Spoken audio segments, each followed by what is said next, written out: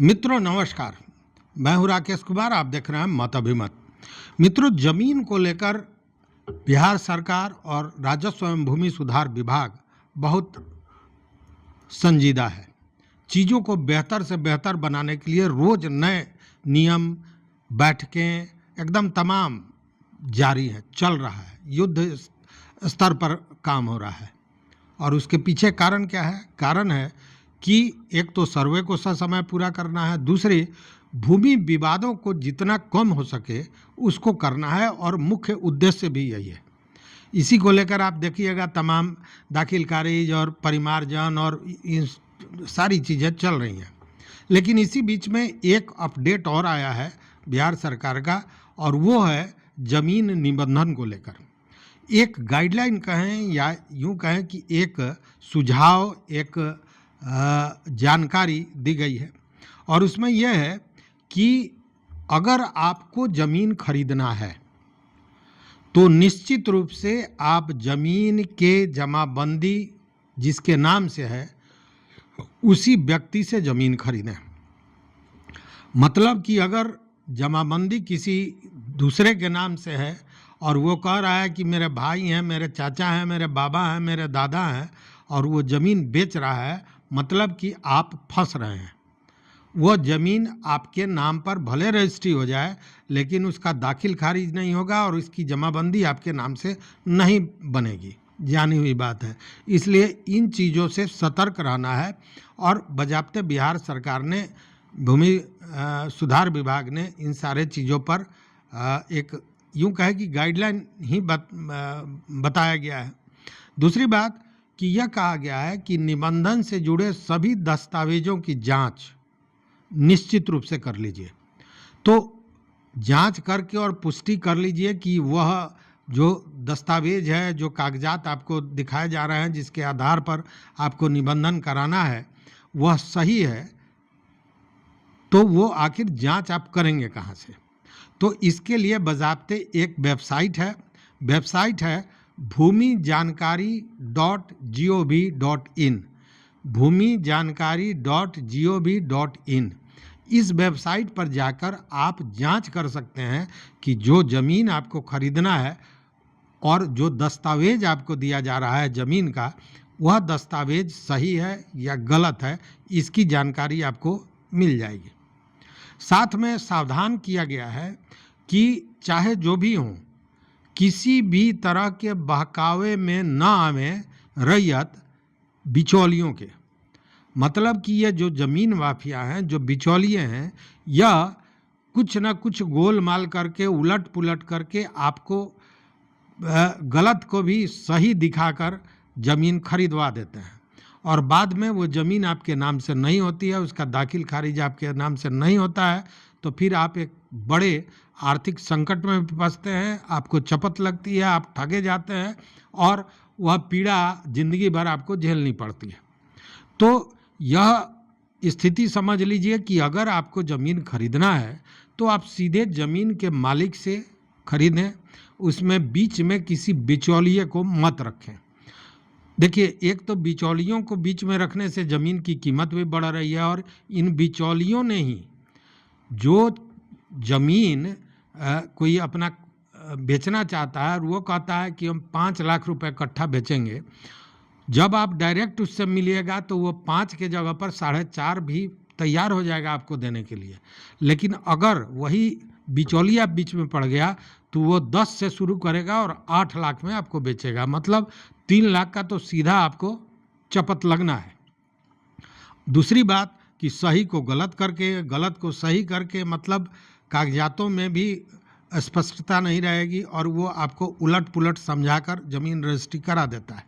तो ऐसे में यह है कि आपको सतर्क रहना है बिचौलियों से। बिचौलियों के द्वारा ज़मीन की खरीद बिक्री नहीं करनी है, यह भी ध्यान देने योग्य बातें हैं। एक मामला और बनता है बंटवारे का। अगर ज़मीन बंटवारे का है तो उसमें आपको बड़ी सतर्कता बरतनी पड़ेगी। सतर्कता इसलिए बरतनी पड़ेगी कि बंटवारा में वह ज़मीन किसके नाम पर है यह देख के और तब उसी व्यक्ति से आप ज़मीन खरीदिए। नहीं तो होता क्या है कि ज़मीन लोग खरीद लेते हैं, एक भाई से ज़मीन खरीदे, दूसरे भाई ने कोर्ट में केस कर दिया कि इसने हमारे हक की ज़मीन को बेच दिया है, हमारे हिस्से के ज़मीन को बेच दिया है। अब वो दोनों भाई तो लड़ रहा है और पीस रहे हैं आप, जिन्होंने लाखों लाख रुपए खर्च करके वो ज़मीन खरीदा है, और न उसका दाखिल खारिज होगा, ये केस में मामला फंस जाएगा, न उसकी जमाबंदी आपके मतलब मलकियत पर ही आपके प्रश्न चिन्ह लग जाएगा। इसलिए बंटवारे के ज़मीन को भी बड़ी सतर्कता से खरीदने की ज़रूरत है। दूसरी बात कि जैसा शुरू में मैंने कहा, इन सारे चीज़ों में इसका सबसे ज़्यादा ध्यान दीजिए कि जमाबंदी के आधार पर ही ज़मीन को खरीदें। चूँकि अगर किसी के नाम से जमाबंदी है मतलब शुद्ध मलकियत उसकी बनती है। दूसरी बात कि जब भी ज़मीन खरीदें तो दो चार चीज़ें हैं, इस पर ध्यान दें। देखिए, सबसे पहले रकबा, खाता, खेसरा, ज़मीन की चौहद्दी, थाना, मौजा, इन सारे चीज़ों का मिलान कर लीजिए कि जहां आप ज़मीन खरीद रहे हैं और जो कागज़ में है वो सही है या नहीं है। चूँकि अभी 2 दिन पहले आपको हमने बताया था कि ज़मीन का मौजा बदल के और 41 एकड़ ज़मीन बेच दिया गया दूसरे के नाम से। सारा चीज़ मैंने खाता, खेसरा, मौजा सब बदल दिया और दूसरे का ज़मीन दूसरे व्यक्ति ने, अमेरिका में रहने वाले व्यक्ति का ज़मीन बेच दिया। तो इस तरह की घटनाएं होती है। इसलिए इन खाता, खेसरा, रकबा, उसके साथ चौहद्दी, थाना, मौजा, इन सारे चीज़ की जांच और इन सारे चीज़ों का मिलान बहुत आवश्यक होता है, ये करना चाहिए। साथ ही कुछ चीज़ों पर ध्यान दीजिए, जैसे अगर बाज़ार या हाट का ज़मीन हो या कब्रिस्तान का ज़मीन हो, श्मशान घाट का ज़मीन हो, या सरात की भूमि हो या मठ का ज़मीन हो, मंदिर का ज़मीन हो, तो ऐसे ज़मीन को तो खरीदे ही नहीं। चूँकि मठ मंदिर के ज़मीनों को खरीदने और बेचने की प्रक्रिया बहुत तेज़ी से चलती रही है, लेकिन अब जब ये सारी चीज़ों को ऑनलाइन कर दिया गया है, चीज़ें नए ढंग से दस्तावेज बना है, उसके बाद अगर ज़मीन आप खरीद लीजिएगा तो दाखिल खारिज का जब आवेदन दीजिएगा तो स्वतः वो खारिज हो जाएगा। वैसे में इसकी मलकियत, इसकी जमाबंदी कभी आपके नाम से नहीं बनेगी, इसलिए इस पर ध्यान दीजिए। दूसरी बात कि और भी ज़मीन है जो सरकारी ज़मीन होती है, वैसे ज़मीन को कोई अगर आपको भाला फुसला कर या धोखे में रख कर बेचना चाहता है तो उस ज़मीन को नहीं खरीदिए, और जांच की प्रक्रिया मैंने जो बताई उसको जांच लीजिए, तब इन चीज़ों से, इन धोखाधड़ियों से आप बचे रहेंगे। दूसरी ओर, एक तो यह आप कैसे धोखे से बचें और कैसे सही ज़मीन को खरीदें, इसके लिए एक गाइडलाइन था। साथ में अभी सर्वे चल रहा है, सर्वे को लेकर जो संजय सरावगी हैं, राजस्व एवं भूमि सुधार मंत्री, को रोज़ बैठक कर रहे हैं। 16 तारीख को आपने देखा होगा कि वो दरभंगा गए थे, आज उनका बैठक मुंगेर में था, फिर 22 तारीख को समस्तीपुर में उनकी बैठक है। उनके बैठक में सारे पदाधिकारी होते हैं, एसीएस स्वयं दीपक कुमार सिंह होते हैं, सचिव जय सिंह होते हैं, और कई विषयों पर बात होती है जिसमें दाखिल खारिज है, रिफाइनमेंट प्लस है, भूमि सर्वेक्षण है, भूमि अधिग्रहण भी बहुत बड़ा सरदर्द हो गया है राजस्व विभाग के लिए। चूँकि भूमि अधिग्रहण तो कर लिया जाता है, लेकिन भूअर्जन विभाग द्वारा इस तरह का लेकुना, इस तरह का मामला फंसाया जाता है केवल व्यक्तिगत लोभ में या भ्रष्टाचार में लिप्त होने के चलते, कि बरसों बरस से ज़मीन अधिग्रहण के बाद भी रैयतों को पैसा नहीं मिलता है, मुआवजा नहीं मिलता है, और एक हाहाकार की स्थिति बनी हुई है।